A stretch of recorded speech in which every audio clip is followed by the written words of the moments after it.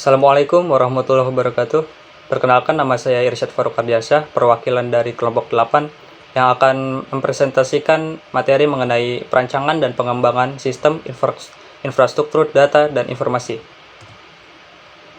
Yang pertama, sistem informasi. Definisi dari sistem informasi secara umum adalah suatu sistem yang mengkombinasikan antara aktivitas manusia dan penggunaan teknologi untuk mendukung manajemen dan kegiatan operasional, di mana hal tersebut merujuk pada sebuah hubungan yang tercipta berdasarkan interaksi manusia, data, informasi, teknologi, dan algoritma.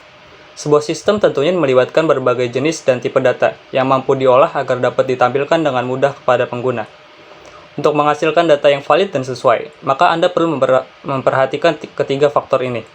Yang pertama, data tersebut harus relevan atau tepat sasaran. Kedua, tepat waktu dan efisien. Dan yang ketiga adalah tepat sasaran atau akurat. Beberapa fungsi sistem informasi diantaranya adalah mampu menjadi tingkat ketersediaan kualitas dan pengalaman dalam mengelola sebuah sistem informasi secara kritis dan logis, memberikan aksesibilitas yang baik kepada pengguna, mampu meningkatkan produktivitas kerja pada seluruh stakeholder, dan dapat mencapai tujuan perusahaan secara cepat berdasarkan dukungan data yang dapat dipertanggungjawabkan. Pengembangan sistem adalah penyusunan suatu sistem yang baru untuk menggantikan sistem yang lama secara keseluruhan atau memperbaiki sistem yang telah ada. Di antara prinsip pengembangan sistem diantaranya adalah sistem yang dikembangkan adalah untuk manajemen, sistem yang dikembangkan adalah investasi modal yang besar, sistem yang dikembangkan memerlukan orang yang terdidik, tahapan kerja dan tugas-tugas yang harus dilakukan dalam proses pengembangan sistem. Proses pengembangan sistem tidak harus surut, jangan takut membatalkan proyek, dan dokumentasi harus ada untuk pedoman dalam pengembangan sistem. Pengembangan sistem tentunya harus didukung oleh personal yang kompeten di bidangnya. Suatu tim biasanya terdiri dari yang pertama manajer analis sistem, yang kedua ketua analis sistem junior, analis sistem senior, pemrogram aplikasi senior, dan pemrogram aplikasi junior. Jumlah personil tim di atas diperlukan apabila sistem yang akan dikembangkan cukup besar. Apabila sistem yang akan dikembangkan kecil, maka personilnya dapat disesuaikan berdasarkan kebutuhan. Metodologi pengembangan sistem. 1. Metode System Development Life Cycle atau SLDC. Metode ini adalah metode pengembangan sistem informasi yang pertama kali digunakan, makanya disebut dengan metode tradisional. Metode ini, prototype, adalah tahapan-tahapan pekerjaan yang dilakukan oleh analisis sistem dan programmer dalam membangun sistem informasi. Tahap-tahap SLDC. 1. Melakukan survei dan menilai kelayakan proyek pengembangan sistem informasi. 2. Mempelajari dan menganalisis sistem informasi yang sedang berjalan. 3. Menentukan permintaan pemakai sistem informasi. 4. Memilih solusi atau pemecahan masalah yang paling baik. 5. Menentukan perangkat keras dan perangkat lunak komputer. 6. Merancang sistem informasi baru. 7. Mengkomunikasikan dan mengimplementasikan sistem informasi baru.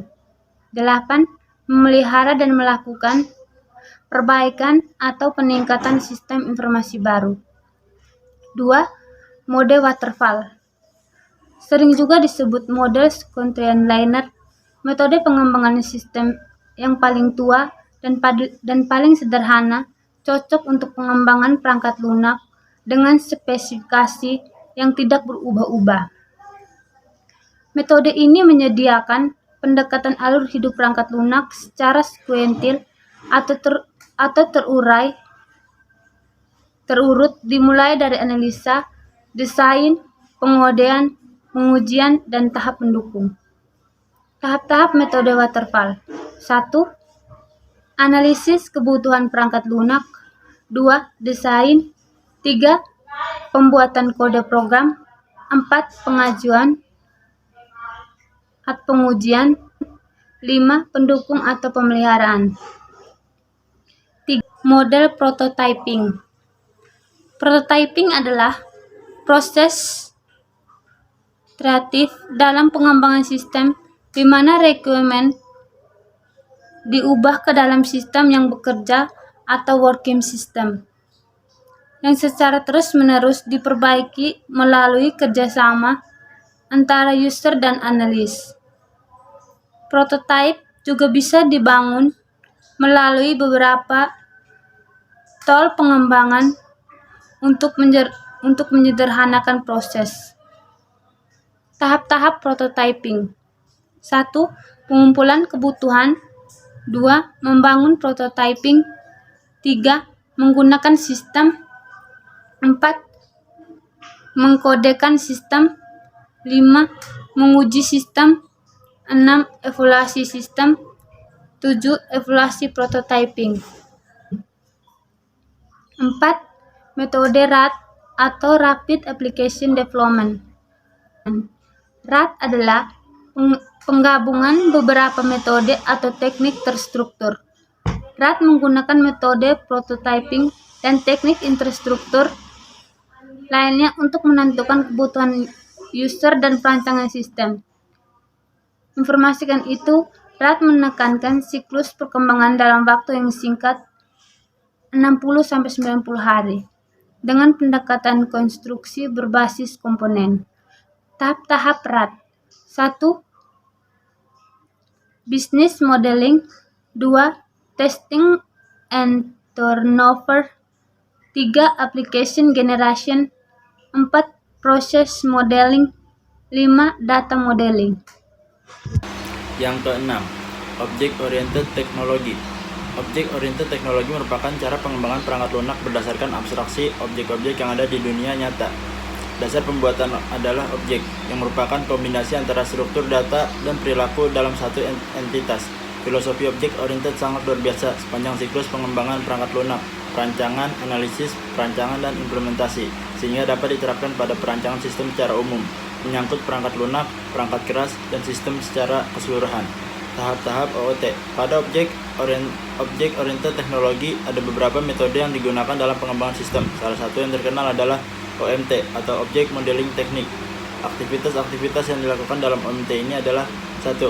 Model objek. 2. Model dinamis. 3. Model fungsional. Yang ketujuh, metode End User Development. Di sini pengembangan dilakukan oleh end user.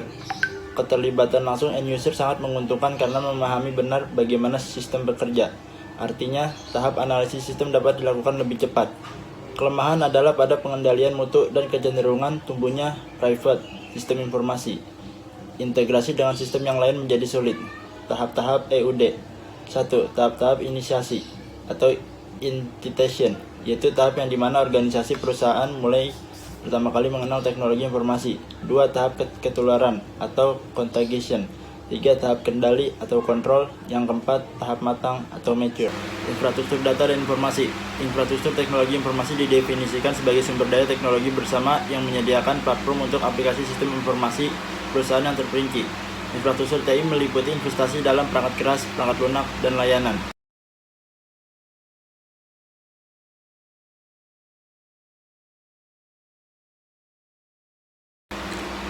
Evolusi infrastruktur data dan informasi.